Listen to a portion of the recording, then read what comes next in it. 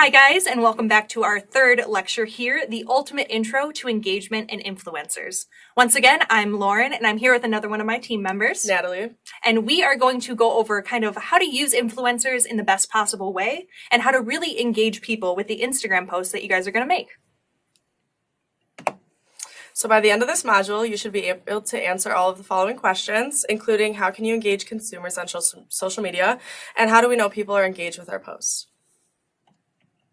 So what are influencers? Digital influencers are well-known personalities, and they appeal to members of a specific online community. They can be categorized into three major types: micro, which is 500 to 10,000 followers; macro, which is 10,000 to 1 million followers; and mega, which is typically over 1 million followers, and they're normally celebrities. So here's an example of a micro influencer, Hannah Briggs. She has 5,442 followers. This is Kia Marie. She's an example of a macro influencer, and she has 90,700 followers. And actually, within the next couple weeks, we are going to be having a kickoff event for this competition where we're inviting Kia Marie, or otherwise known as the notorious KIA. We're inviting her to campus to talk to you guys about what it's like to be an influencer and how she became one, and really the best possible tactics for that, along with sustainability, because she is huge into thrift shopping. And as you guys know, especially related to cotton, sustainability is a huge factor in the garment industry. And this is an example of a mega influencer, Lauren Conrad, and she has 6.2 million followers on Instagram. So what is engagement? Social media engagement can be measured by the number of social interactions digital consumers have with a post, such as the amount of likes or comments a brand post generates.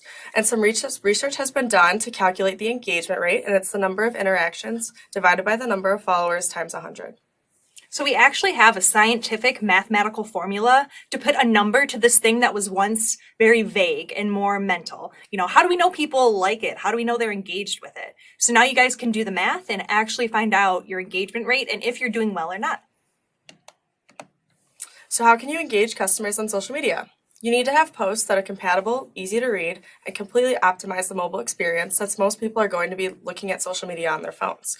You also want to connect all of your social media accounts with Instagram so your posts can be shared on all platforms to reach a bigger audience.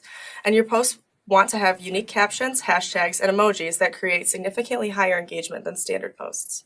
And we'll be going into kind of what makes a unique caption, hashtag, and emoji in just a little bit.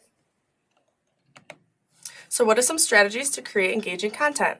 You'll want to utilize images that catch the eye, inspire curiosity, entertain, and elicit emotional responses, along with broadcast a gripping message. You also want to update your accounts frequently and use content that is new, relevant, and trendy. You also want to use interactive content like links, videos, and tap to shop. So here's an example of some images that catch the eye. You can see the red dress is very big, it's vibrant, and then on the other side you can see the different shades of pink that are being used, as well as his grill that stands out. I want a grill. So these are some images that entertain. Both of the dresses are very large. They have different types of fabric and textures and colors, and that's why they're very entertaining. Very whimsical too, very fantasy-like. Mm-hmm. And these are some images that broadcast a gripping message. You can see on the left, this is a picture from H&M's Instagram, and it's talking about recycling jeans and being eco-friendly. And then on the right is a picture from Pink, and she is working with PETA. So how do we know people are engaged with our posts? An engagement rate above 1% indicates a good level. 0.5 to 0.99% response is average, and then below 0.49 is considered poor engagement. So this will help you guys classify that engagement rate equation that I talked about earlier. Now you can go on Instagram and kind of see, is this engaging? Are people really engaged with it? And kind of be able to categorize it at good, average, or poor. So you can see the engagement rate of 1.8% is very high. And on this account, they had a lower amount of followers, but they had more followers that were engaged and they weren't goats. And then on the other side, you can see that she has an engagement rate of 0.39%. She has a lot of followers, but they do not like and comment as much as the other post. And really, when we're looking at these two images, the one on the left is a lot more colorful. It has, if you know elements of design, it utilizes the element of radiation, where it kind of has lines going out from a central area.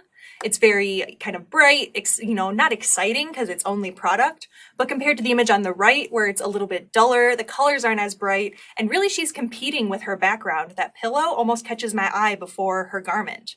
So kind of think about these different things as you guys are creating your own Instagram posts. So now should I use an image or a video if I'm going to enter into this competition? Now, some of you are in courses where you already have specific guidelines laid out for you, but for those of you who get to pick, there are a few pros and cons for each. So images, they are known to be way more persuasive and quickly grab your eye as soon as you look at them. They require a short amount of time and effort, and they attract more engagement than videos. Now, on the opposite of that, it's only one opportunity to communicate with your followers. If you don't catch them in that picture the first time, they're not going to come back. They're not as vivid, they're not as interactive. Like I said before, tap to shop and those kind of things are much more interactive. And it is the most common media used. So really, when you post in photo post on Instagram, you're in a huge sea of millions of other photo posts. So really, if you're going to use photos, you need to think of a way to differentiate yourself. Now, on the flip side to that, what about videos? So they have a much higher level of vividness and interactivity. Somebody actually needs to click on it to either start it or to get the music to play or anything like that. It requires your audience to pause, watch, and really engage with your brand and the message that you're promoting. Now, the negative of videos, as we mentioned in module 1, I believe, Generation Z has 8-second attention span max. So this means you have 8 seconds to grab their curiosity, and with a video that might not always work the best because they might have to play it themselves or the intro might not be as engaging. It also requires more dedication and time for people who want to watch it, and research has found most videos on all social media are watched without sound, which can be a big factor. If you spend a lot of time on the sound of your video, almost nobody's going to watch it. So really start to think about these things as you guys develop your own posts. And as you can see here, the study of Instagram accounts for 31 new publishers, videos had way more comments than photos. So when people watch a video, they are more likely to engage in a more in-depth manner. Versus photos have way more likes than videos. Liking a photo is a bit more of a shallow engagement. It's still great to have and you still want plenty of likes, but really commenting or sharing, those are the things that we're trying to get from our consumers, not just liking. And now, like I mentioned before, we're going to talk about kind of captions, hashtags, and emojis and how to make those really engaging. So to make an engaging caption, research has found that less is more. You want something that's short, sweet, and to the point. Something that's eye-catching and memorable. People are not willing to sit and read a whole paragraph. It's also mentioned that you should try to talk about your followers. If you either continue a conversation that you've had with others or you're inspired by a follower, tag them. This adds more of a personal two-way communication that I mentioned in Module 1, and people seem to respond very positively to that. You can also use a question in your caption. This adds intrigue and really catches your attention. And a lot of times viewers want to comment, which is a higher engagement, and respond to your question. You can also challenge followers. It can be something as simple as tag a friend who would use this, or tag your top 5 friends who you want to go on this vacation with. That kind of thing. Once again, it promotes people to comment and engage fully. So how to make an engaging hashtag? Make sure your hashtag is relevant, it's crisp and concise, it's targeted to your customer, and it's engaging and interesting. Additionally, it has been found that you should try to avoid putting hashtags where someone can see them. So as you see in this kind of bottom image, it does say more, where people on Instagram can click that more button and then see the rest of your caption. And that's where they suggest that you put hashtags. Because when you add them to the very beginning and people see those right away, they kind of appear, it makes it look like an advertisement. It makes it look spammy, it decreases your likability. So like I said, you can either make it the first comment on your post, so add an actual comment with all your hashtags, or you can make it that more option where you add space between your caption and your hashtags and you kind of hide it behind that more option. Now, we actually did a little research and we found the all-time most popular hashtags on Instagram. A website compiled these. And as you can see, there's a million different kinds, lots of ones that focus on, like for like or follow back. But the ones that were highlighted here in yellow are all emotional based.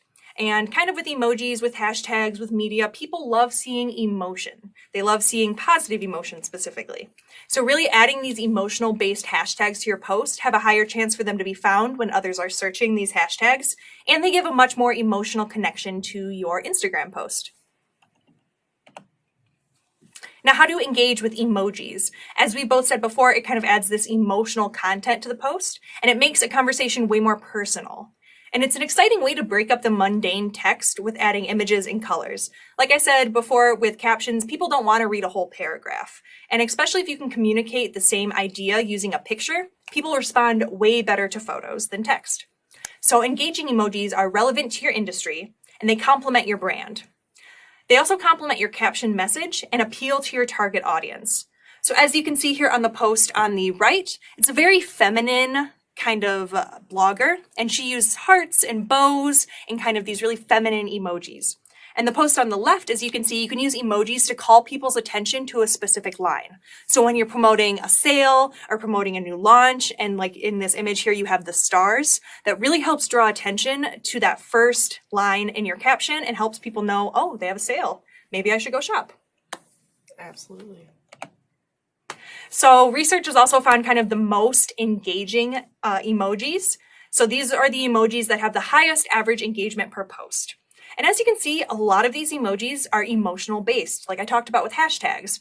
We have the heart, which is kind of lovey and positive. We have the hands up in the air saying like, hey, yeah, something good's happening. And even the little pink hearts, very cute and feminine. So people love emotional based things. Same with hashtags and emojis. So really consider about how you can incorporate this in your own Instagram post in the best possible way. And now, why are we talking about all this? Why is this important?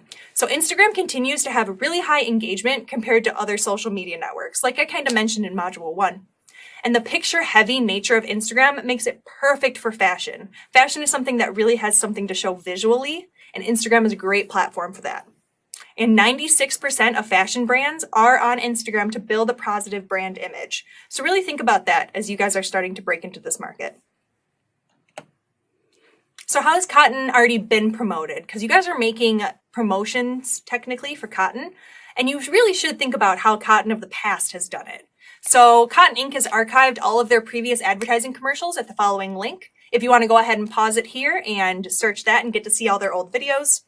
I don't know if you guys remember the Touch, the Feel, the Fabric of Our Lives commercials with like Zooey Deschanel. They stick right out in my mind for Cotton. In addition, the team here, we've done some research and found 2 specific Cotton hashtags that have already been used on Instagram. So we found some posts that are hashtag cotton, and these are one that really promote a product, and the product is made of cotton fibers. In contrast to that, there's also hashtag Cotton Inc., which is a little more specific to the company rather than the textile, which are in their posts that the company is being promoted, either through a marketing campaign, as you can see in the far left. In the center is actually some influencer use, so Cotton has used influencers in the past. And then the far right is Cotton Works Student Ambassador, which Cotton Works is Cotton's educational program that I highly suggest you guys go to that website. It has a lot of resources for you. And once again, if you guys are interested in learning a little bit more about what we talked about today, you can go ahead and pause here and go to any of our works. But other than that, Natalie and I were very happy to have you, and we will hand this off to our team member, Nick. See you guys later.